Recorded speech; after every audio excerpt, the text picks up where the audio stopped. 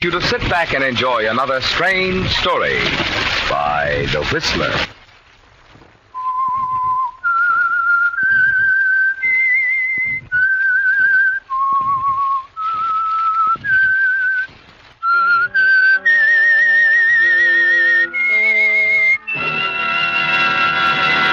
I am the Whistler, and I know many things, for I walk by night. I know many strange tales hidden in the hearts of men and women who have stepped into the shadows. Yes, I know the nameless terrors of which they dare not speak. And now, The Whistler's strange story, Best Man.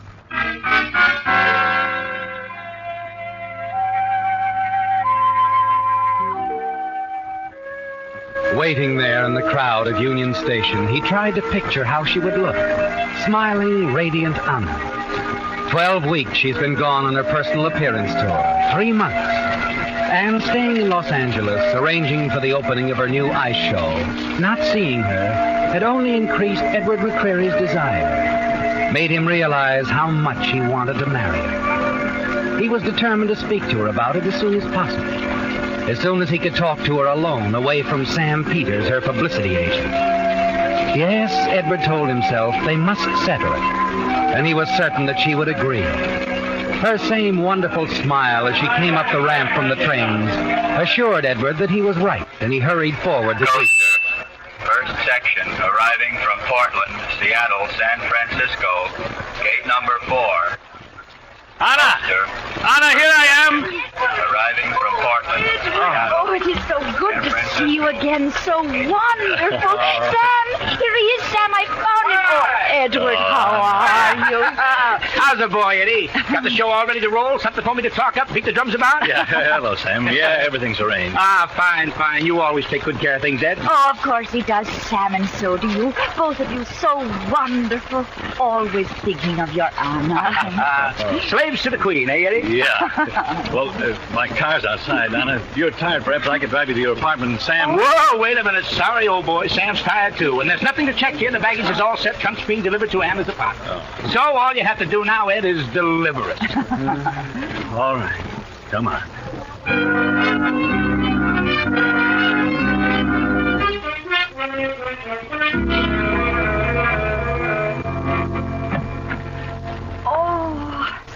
Oh, my little apartment. Oh, it is so wonderful to be back, to be home again. It's so very wonderful. Oh, that's all she talked about, Eddie. And she certainly deserves it after 3 months. Yeah, she does. I think the press deserves to know the Queen of the Ice Skates is back in town, though, Sam. Don't you think? All right. I'm on my way. Night, Anna. Oh, Sam, how are you going? To beat those drums, gal, for you. For you and... Oh, say, that's right. You haven't told Ed yet. You know, your little surprise. Oh, well, you go on, Sam. I'll tell him. All right. Good night, Eddie. Surprise, Anna? Well, what's she talking about? Oh, Edward, something wonderful. Oh, I know with you. Everything is something wonderful. Oh, but this is really, Edward. It will make the show even more sensational. Huh? Yes. You see, I have found a new partner, Edward. A wonderful new partner. New partner, but I... Oh, no, you sit down. Let me tell you. It is all settled. He should be here any moment. Oh, you'll like him, I know. I suppose. Well, any friend of yours. What's his name? Berkston. Howard Berkston. Howard Berkston. But Edward, what is it? Do you know him? Oh, no. I've never even heard the name.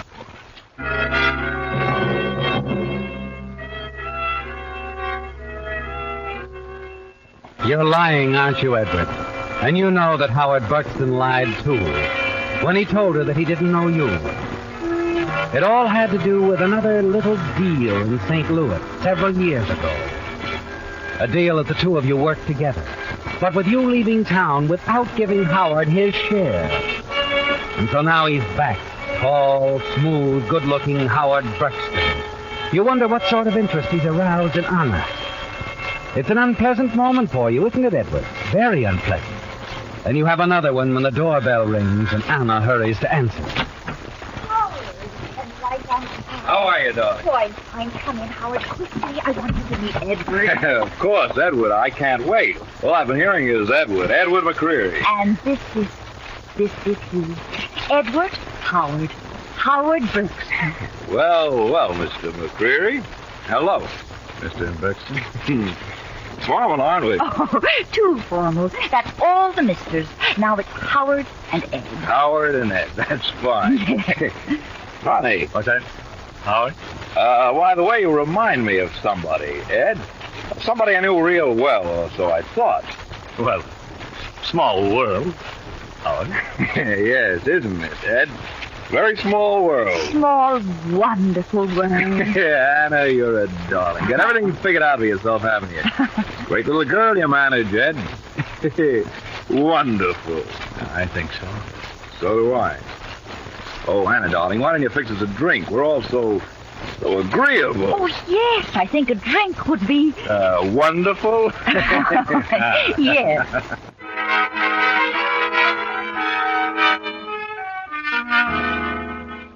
Well, Edward, the past comes calling, doesn't it? In the person of Howard Bergson, a man you cheated a few years ago in St. Louis. He's met Anna, managed to get her interested in him. And now he's to be part of the show, her ice skating partner. In the days that follow, you avoid him as much as possible. Then finally, you decide it's best to have a talk with him, find out what's on his mind. Well, if it isn't Mr. McCreary. I'm wondering how long you'd wait, old man. I'd rather not talk standing here. Well, come in.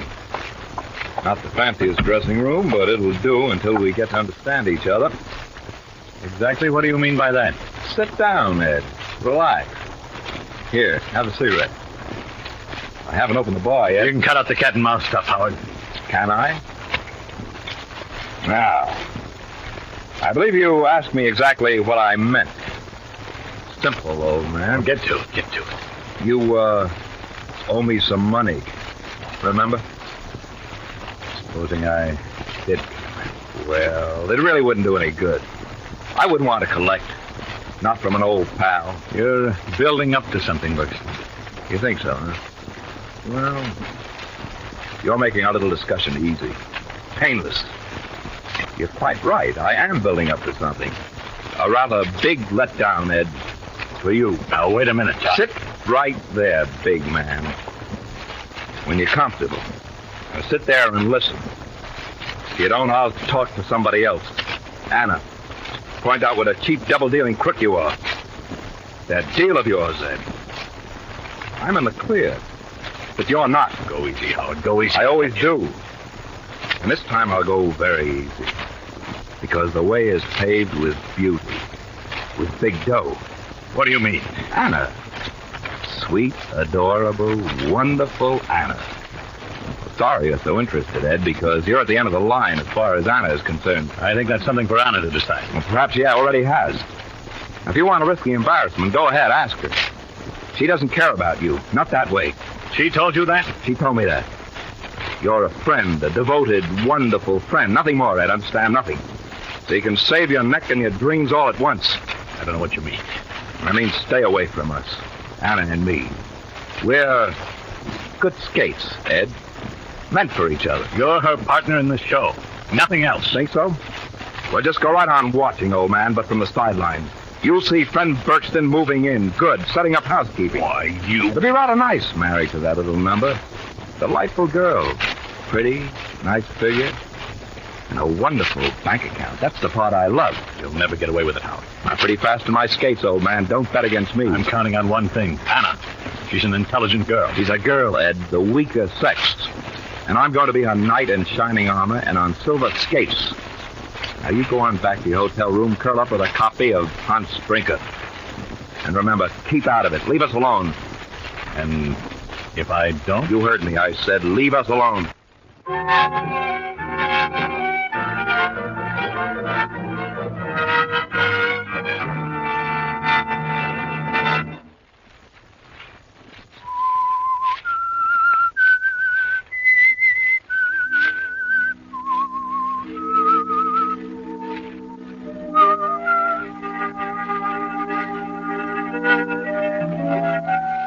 Howard Berkston, Anna's new skating partner, has made it all very clear to you, hasn't he? Yes, he intends to marry Anna. And if you try to stop him, interfere, he'll expose you. Tell Anna about that incident in St. Louis. That you're really not Ed McCreary, but Edward Fenley, actually a common thief. You're trapped, aren't you? There's nothing you can do for the moment. Only hope that Anna herself will be able to resist the deadly charm of the suave, smooth-talking Howard Berkston. Then 2 weeks later, opening night of the ice show, you stop in at your favorite bar. As you sit there alone, a thick, heavy-set man drifts over toward you, Sid Walker, the newspaper columnist. Well, Mr. McCreary. Huh? Oh, hello, Walker. How's the keyhole columnist these days? Haven't you heard? I've switched to transoms, not as much grab. Oh, that explains it then. Explains Your what? right eye isn't as bloodshot as it used to be. You mind if I join you? You already have. You must be lucky at cards, McCreary. What? Yeah, you know, lucky at cards and lucky at love. What's eating you? Oh, nothing. Nothing. As a matter of fact, I feel great. I just heard something, and I feel great. Congratulations. So, I don't know. Maybe we ought to congratulate Miss Anna Jensen. What are you talking about? Well, I hear she's getting some sense into that pretty little head of hers. She's finally tossed over a two-bit chisel like you. Now, wait a minute. Get out, Way off, not will on you? your life. I heard something tonight that's going to make me feel good for a week, maybe 2 weeks. Hey, you want to know what it is? Okay. I heard Anna finally found Mr. Right. She's going to get married soon, so they tell me. Where'd you get that? She's in love, McCreary.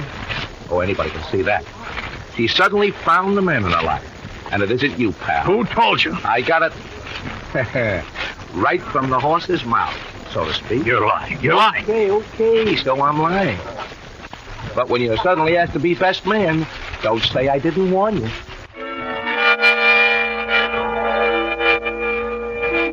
You stare at Sid as he grins, turns, and walks away, and you're certain he's not lying.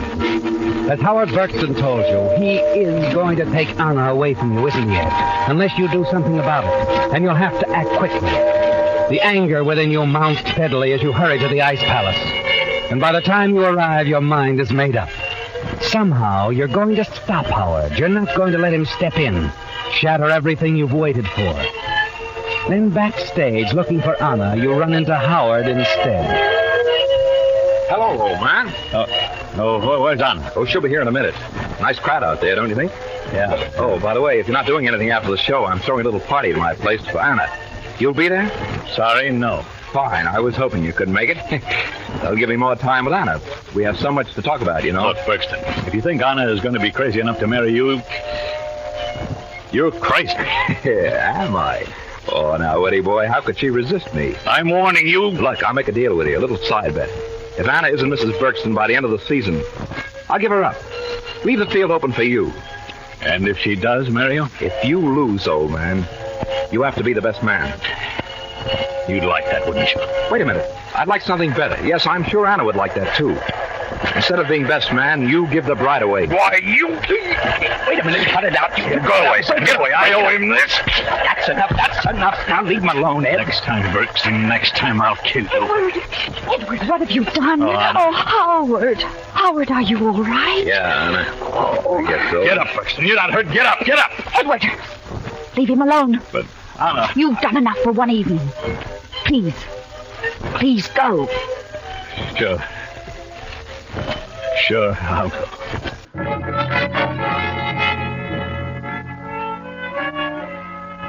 There's little sleep for you that night, is there, Ed? And then the following morning at your apartment, you have a visitor. Hello, Ed. Sam. Come in, Sam. Come in. I'm going to make it short, Ed. It's about last night. Yeah. I guess I sort of lost my head. That was a pretty crazy thing to do. Sure it was. Sure, I know. Sit down, Sam. Anna was pretty sore at you, She had every reason to be. but she isn't anymore. She thinks you need a rest, Ed, a vacation. Vacation? No, I think so, too, Ed. Now, it'll do you a lot of good to get away for a little while, a month or so. Now, Anna asked me to take over the business and manage it while you're gone. But now, don't say no right away, please. Think it over, Ed. Think it over.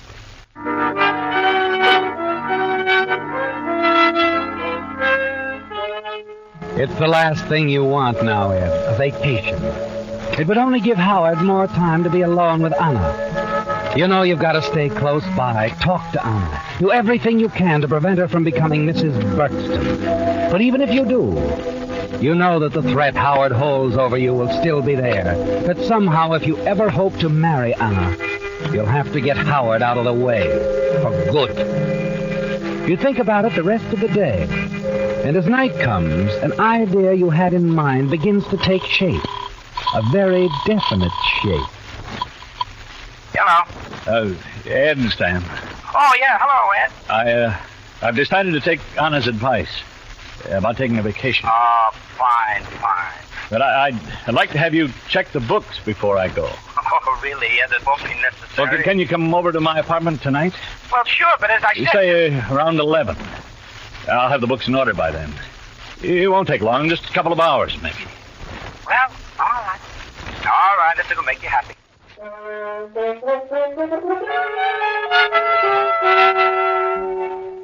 You've started your plan in motion, haven't you, Ed? Yes. And the next step takes you to the Ice Palace, backstage, to find Howard. The performance has already started. You find him in the wing, ready to go on.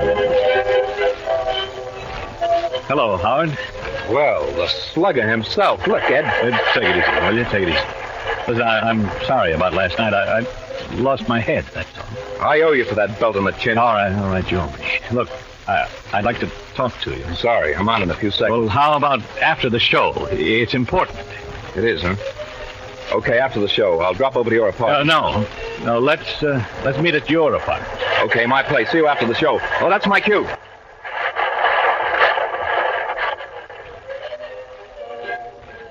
Hey, that Buxton's pretty good, isn't he, McQuarrie? Huh? Oh, it's you, Sid, the boy columnist. Yeah, that Buxton is real good. He and Anna make a nice pair. Yeah, sure they do. I heard you and Handsome won a couple of fast rounds last night. That's so? Hey, you won. Oh, I was sorry to hear that. What else is new? Call me up sometime when I'm not so busy, huh?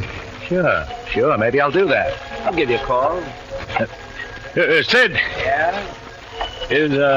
Matter of fact, I do have an item you might be interested in. Oh, you don't say. Yeah, it's on the level. I can't tell you anything about it until after the show. Why don't you give me a ring at my apartment? You, kidding? No, I'm not. Okay. All right, I'll give you a call.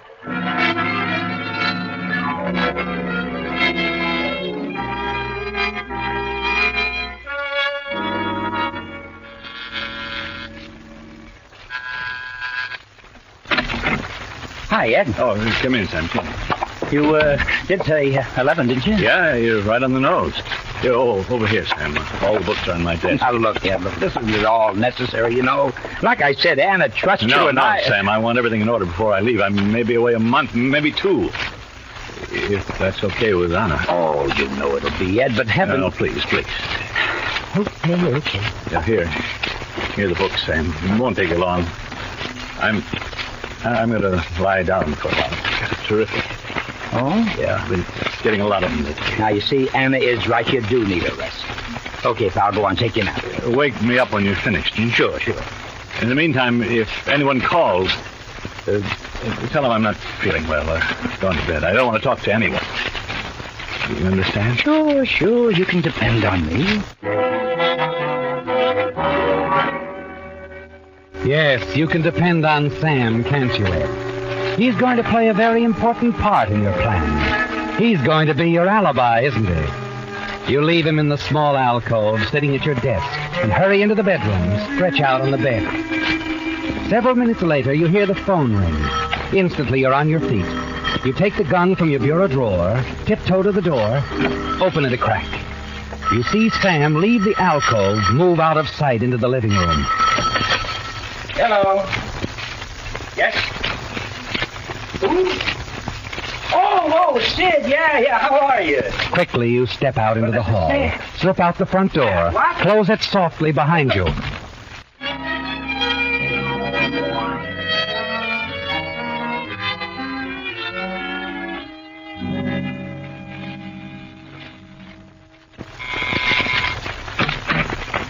Hello, Howard. Come on in. Sit down. Thanks, no, I won't be here long. I just came over to finish something I started to do last night. Look, what are you talking about? What's on your... Better put that gun away before you hurt yourself, old man.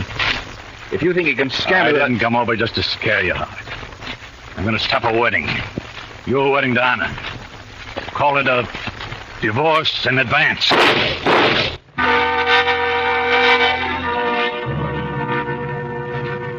It's done, isn't it, Ed? 2 shots and your worries are over. Howard Burkston is dead. You go out to your car and hurry back to your own apartment building. Fortunately, your apartment is only on the 2nd floor. You step into the phone booth in the lobby downstairs, dial your own number, knowing that Sam will go into the living room to answer it. This will give you plenty of time. You listen while your phone rings twice, hang up quietly, and hurry up the short flight of stairs. Reach your apartment quickly and carefully open the front door. As you close the door, you see the light is still burning in the alcove where Sam has been working on the books. You sigh with relief as you enter your bedroom. Good old Sam. I knew I could depend on you, pal. You've been grand. Just grand.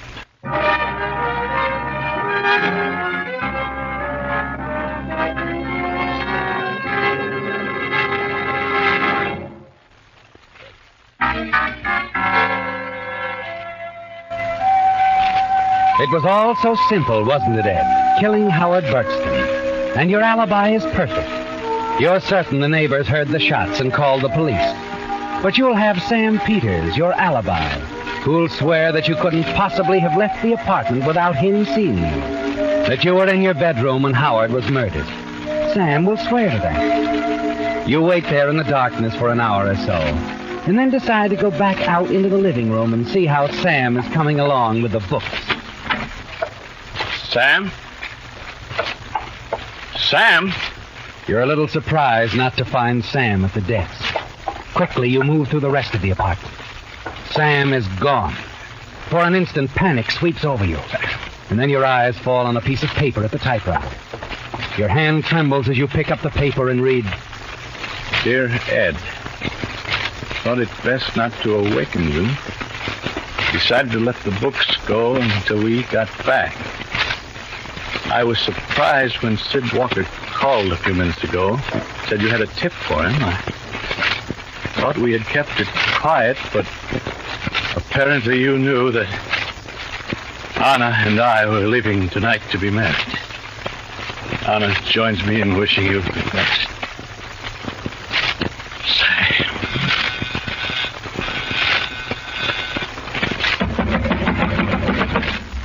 Open up, Miss Prairie! This is the police!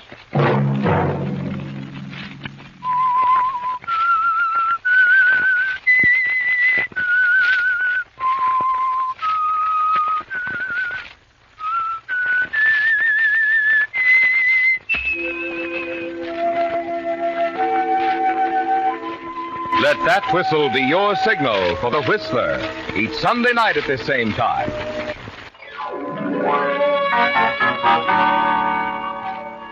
Featured in tonight's story were Willard Waterman, Jeff Corey, Wally Mayer, and Anna Rossellini.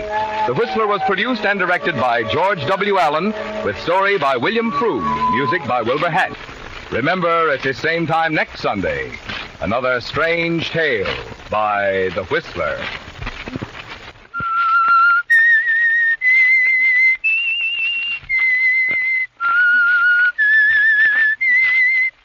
Marvin Miller speaking. This is CBS, the Columbia Broadcasting System.